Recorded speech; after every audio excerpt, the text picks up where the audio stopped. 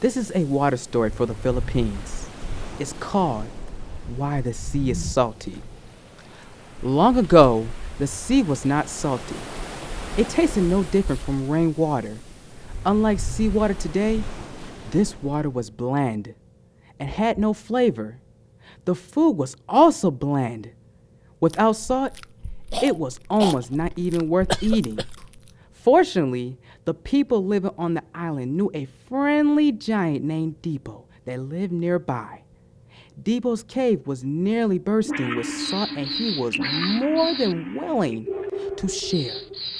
After all, he is a friendly giant.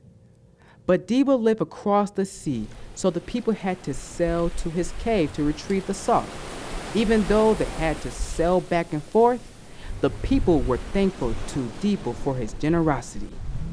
One day, a horrible storm blew in. The storm lasted many days. The salt that people had gotten from the giant ran out, and their food became bland once again. This food is bland. I can't take it anymore. Why don't we ask Debo to stretch his long legs across the sea so we can retrieve some salt? Debo thought this was a good idea and stretched his long legs across the sea, creating a bridge to the cave. The people walked across Debo's legs to gather the salt. But Debo noticed that when the people walked back across with the salt, they were heavier and asked them to only take one bag at a time. But some of the villagers, mainly Eli, ignored him. Eli, feel free to take as much as you want, but only take one bag at a time, or you all might be too heavy for me.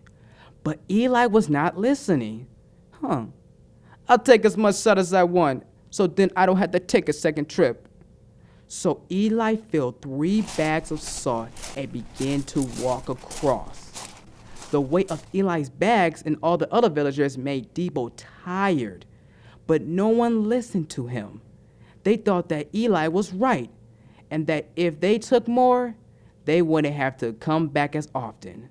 Soon, everyone was taking 3 to 4 bags at a time, and Debo became weaker.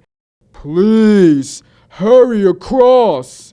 You're getting too heavy, and I'm getting tired.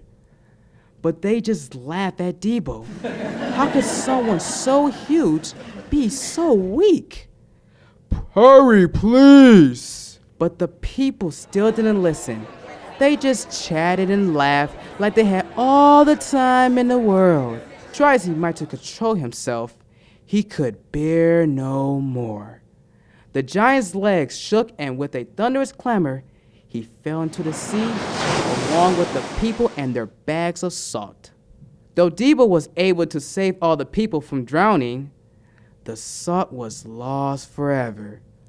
The salt mixed into the water, and since that day, the sea has been salty.